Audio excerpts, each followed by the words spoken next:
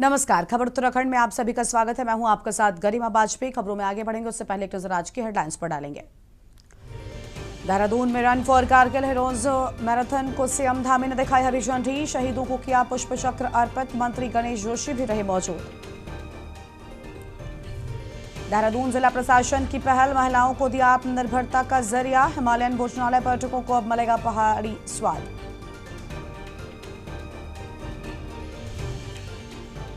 हल्द्वानी के कुमाऊं में अस्पतालों की घोर लापरवाही, जहर घोल रहा बायोमेडिकल वेस्ट। 40 अधिक सरकारी अस्पतालों को नोटिस, हाईकोर्ट ने 1 सप्ताह में मांगा जवाब। बद्रीनाथ चढ़ावा हेराफेरी के आरोपियों की संपत्ति खंगालेगी पुलिस। गणना कक्ष में बढ़ाई गई सुरक्षा, सरकार के सख्त निर्देश। नैनीताल के मेट्रोपोल में पार्किंग निर्माण कार्य शुरू। सीएम धामी ने पिछले साल किया था भूमि पूजन। कारोबारियों ने राहत की सांस, मेट्रोपोल बनेगी 700 वाहनों की पार्किंग। देहरादून, नैनीताल समेत उत्तराखंड के 7 जिलों में झमाझम बारिश की संभावना। 12 जिलों में अगले 3 घंटे के लिए येलो अलर्ट। आईएमडी ने जारी की चेतावनी। आप देख रहे हैं के न्यूज, खबरों का सारथी। रुक करते हैं खबरों की ओर। मुख्यमंत्री पुष्कर सिंह धामी ने कारगिल विजय दिवस पर शनिवार को शौर्य स्थल चिड़बाड़ में run for Kargil heroes marathon को हरी झंडी दिखाकर रवाना किया है। इस खबर में विस्तार से आगे बढ़ेंगे उससे पहले बड़ी जानकारी आपको दिल्ली से बताते हैं। इस बीच दिल्ली से बड़ी खबर सामने आ रही है, जहां पर छात्र आंदोलन पर दिल्ली पुलिस का बड़ा खुलासा। दिल्ली से बड़ी जानकारी आपको हम बता दें, दिल्ली पुलिस का बड़ा खुलासा, पाकिस्तानी अकाउंट से फेक न्यूज फैलाई गई। बड़ी जानकारी आपको बताने, सोशल मीडिया पर हमारी पैनी नजर होने की बात दिल्ली पुलिस ने कही है।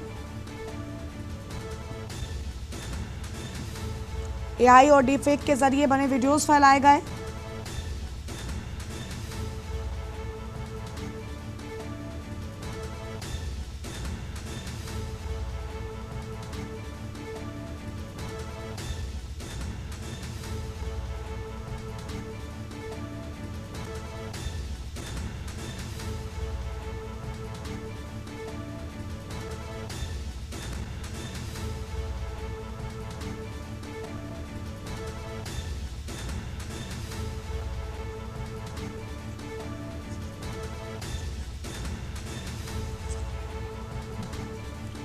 सोशल मीडिया पर हमारी पैनी नजर।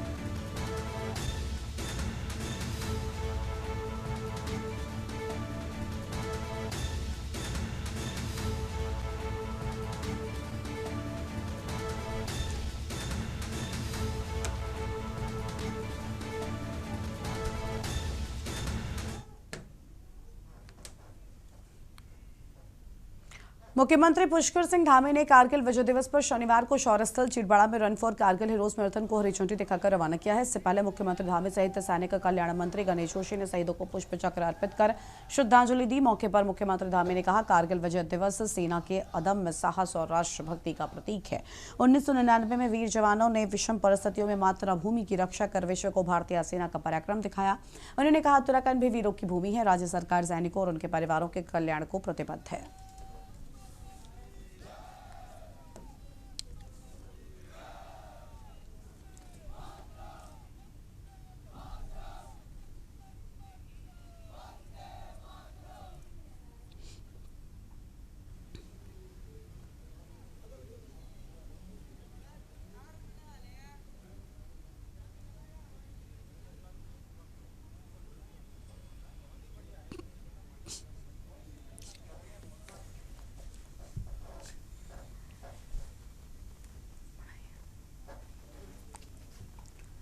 नैनीताल के राज्य अतिथि गृह सभागार में आवास सलाहकार परिषद की उपाध्यक्ष और राज्य मंत्री भावना मेहरा ने जिला स्तरीय विकास कार्यों की समीक्षा बैठक ली है। बैठक में जिला विकास प्राधिकरण, जिला पंचायत, नगर पालिका, नगर पंचायत, पर्यटन विभाग समेत विभिन्न विभागों के अधिकारी मौजूद रहे। भावना मेहरा ने अधिकारियों को निर्देश दिए कि जनता को राहत देना ही प्राधिकरण और सभी विभागों की प्राथमिकता होनी चाहिए।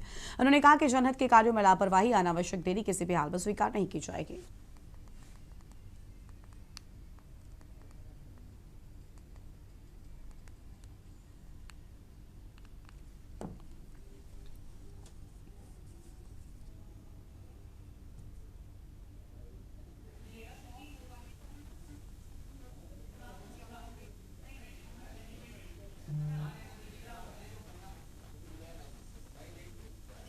देखिए, जिला विकास प्राधिकरण की आज ये प्रथम बैठक यहाँ पर हमने की है और इसमें सर्वप्रथम तो हमने ये जानकारी ली है कौन कौन से विकास कार्य इनके प्रगतिशील हैं और कितने विकास कार्य इनके कंप्लीट हो चुके हैं, कहाँ कहाँ पार्किंग्स बननी थी, कहाँ कहाँ इनके पार्क्स बनने थे और सौंदर्यीकरण कहाँ कहाँ होना था, वो कौन कौन से कार्य हैं उसके बारे में नोटिस किया है। दूसरा, जो स्थानीय लोगों को असुविधा हो रही है क्योंकि पर्वतीय क्षेत्र की भौगोलिक स्थिति ऐसी है कि छोटे छोटे हमारे खड़ंजे मार्ग हैं और जितना ये रास्ता 9 मीटर छोड़ने का कहते हैं तो वो खड़ंजे मार्गों में संभव नहीं हो पाता।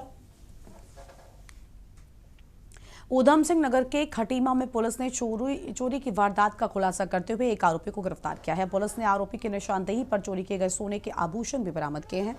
23 जुलाई को बिगराबाग निवासी रामवती की शिकायत पर दर्ज मुकदमे की जांच के दौरान पुलिस ने संदिग्ध शिखर राणा को हिरासत में लेकर पूछताछ में आरोपी ने चोरी की बात स्वीकार करते हुए सितारगंज स्थित अपने किराए के मकान में आभूषण छिपाने की जानकारी दी। पुलिस ने मौके से एक जोड़ी पूंजी, एक जोड़ी कानफूल, मंगलसूत्र के 10 दाने और एक लॉकेट बरामद किया है।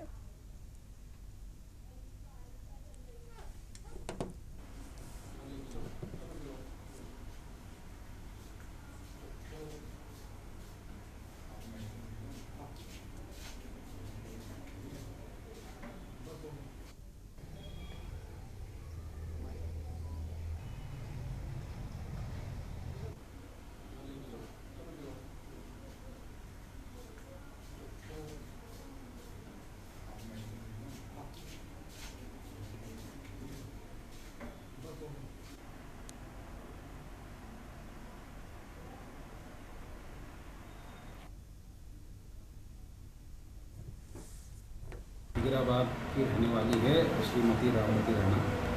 इनके द्वारा थाने पर आकर एक तहरीर दी गई कि अज्ञात चोरों द्वारा उनके घर में विगत रात्रि चोरी कर ली गई है।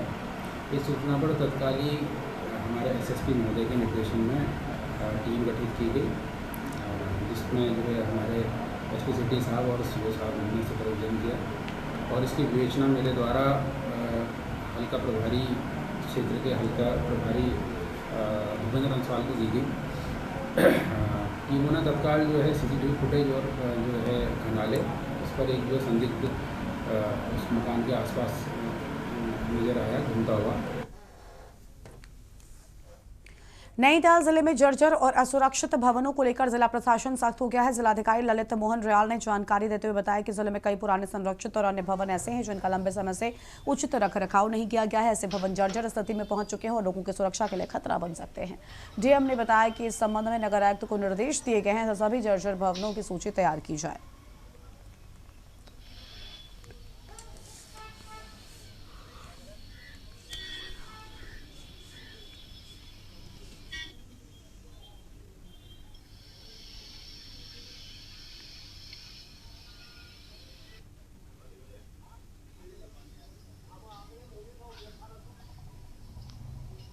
पुरानी संरचनाएं हैं और जिनका रखरखाव नहीं हो रहा है, तो नगर आयुक्त हल्द्वानी से आग्रह किया गया है कि ऐसे असुरक्षित भवनों की सूची बना लें।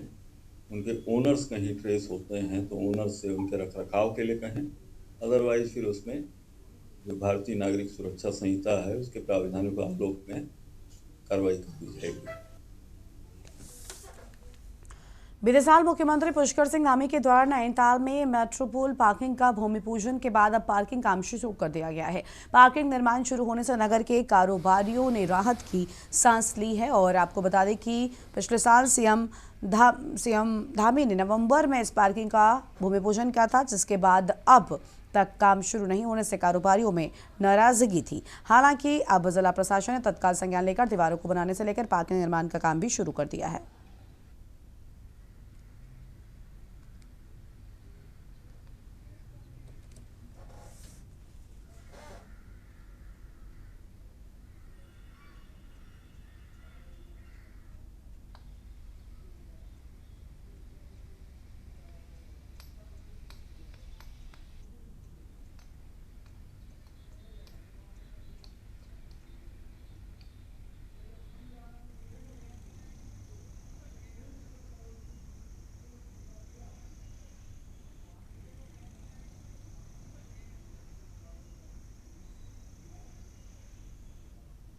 पार्किंग नैनीताल टाउन का एक बड़ा इशू है और वो राज्य सरकार की भी महत्वाकांक्षी प्रोजेक्ट है। माननीय मुख्यमंत्री जी के द्वारा उसका भूमि पूजन कराया गया था।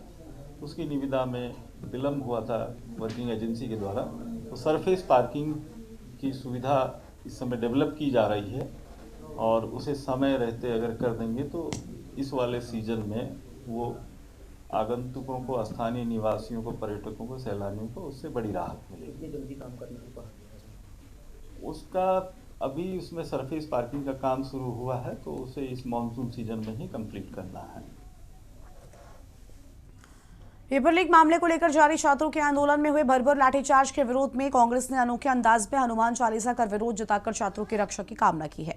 विकासनगर के कांग्रेस भवन में आयोजित पूर्व कैबिनेट मंत्री नवप्रभात की अगुवाई में हुए श्री हनुमान चालीसा पाठ में बड़ी संख्या में कांग्रेस पदाधिकारियों ने प्रतिभाग कर हनुमान चालीसा का पाठ किया, जहां पूर्व कैबिनेट मंत्री नवप्रभात ने कहा कि सभी धर्म के कांग्रेसी कार्यकर्ताओं को अपने धर्म के अनुसार छात्रों की रक्षा के लिए पाठ करने का अनुरोध किया गया है।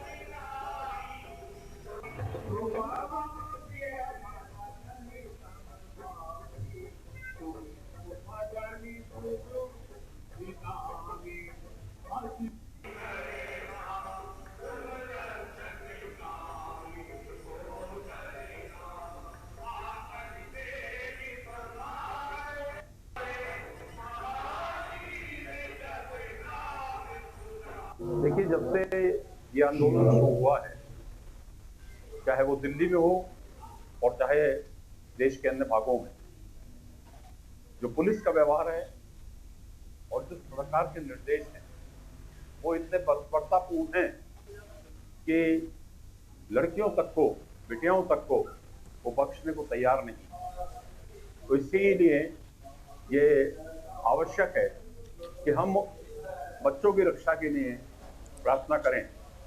हमने कांग्रेस के सभी कार्यकर्ताओं से निवेदन किया है कि वो जिस भी धर्म को मानने वाले हों, जिस भी पूजन पद्धति का पालन करते हों, इन बच्चों की सुरक्षा के लिए, इनकी सुरक्षित वापसी के लिए और एक सम्मानपूर्ण समझौते के लिए वो प्रार्थना करें। दिल्ली के जंतर मंतर पर धरने पर बैठे छात्रों पर हुए कथित लाठीचार्ज के विरोध में मंगलौर में कांग्रेस कार्यकर्ताओं का आक्रोश देखने को मिला है। कांग्रेस विधायक काजी निजामुद्दीन के नेतृत्व में देर शाम हजारों लोगों ने मंगलौर पुलिस चौकी से बस अड्डे तक कैंडल मार्च निकालकर अपना विरोध दर्ज कराया है। इस दौरान कांग्रेस कार्यकर्ताओं ने केंद्र सरकार के खिलाफ जमकर नारेबाजी भी की है।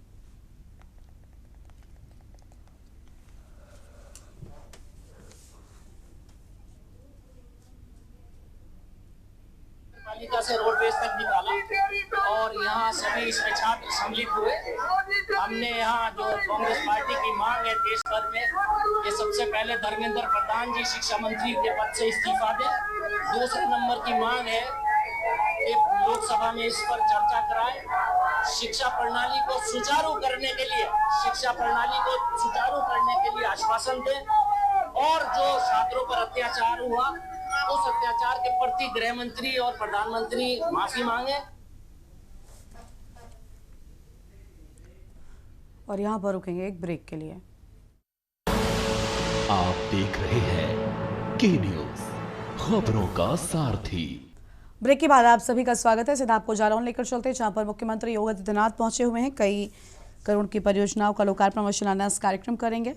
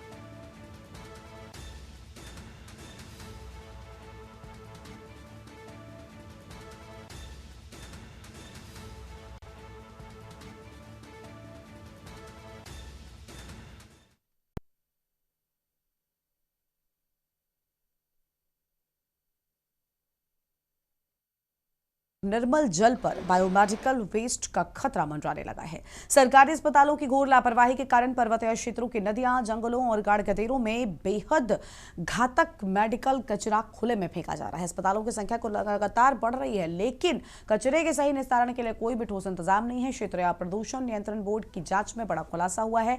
पहाड़ों के सरकारी अस्पतालों के पास बायोमेडिकल वेस्ट प्रबंधन का कोई ठोस इंतजाम नहीं है। पिथौरागढ़ में खुले में ही बायोमेडिकल वेस्ट फेंके जाने के मामले में दायर जनहित याचिका पर हाईकोर्ट ने सख्त रुख अपनाया है।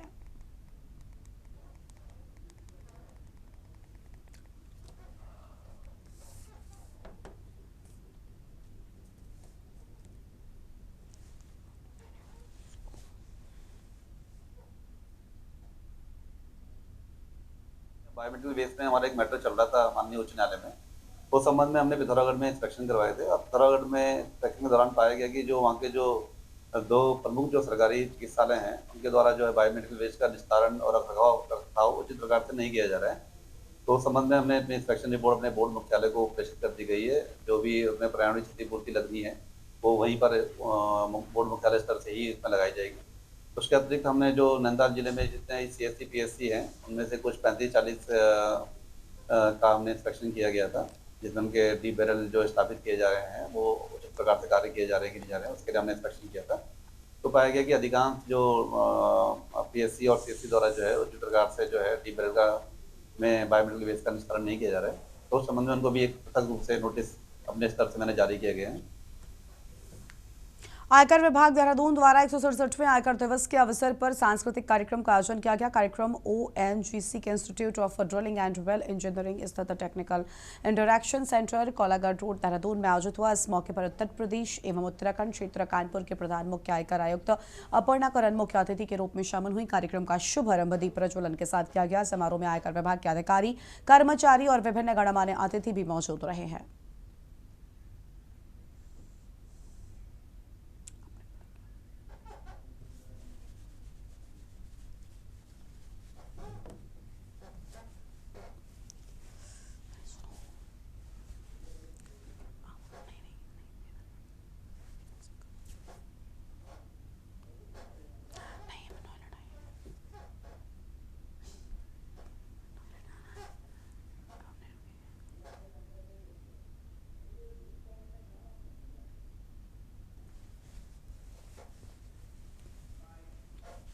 सड़सठवां इनकम टैक्स दिवस है।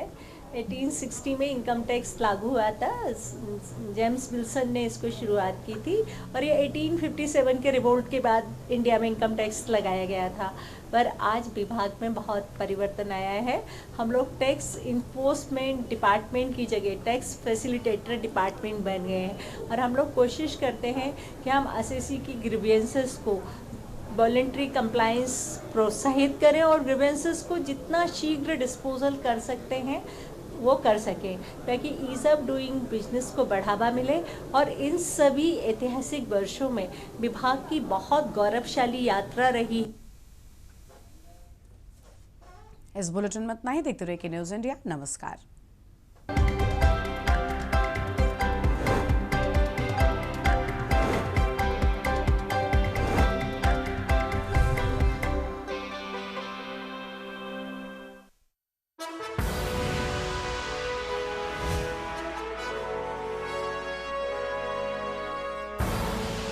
आप देख रहे हैं के न्यूज़, खबरों का सार।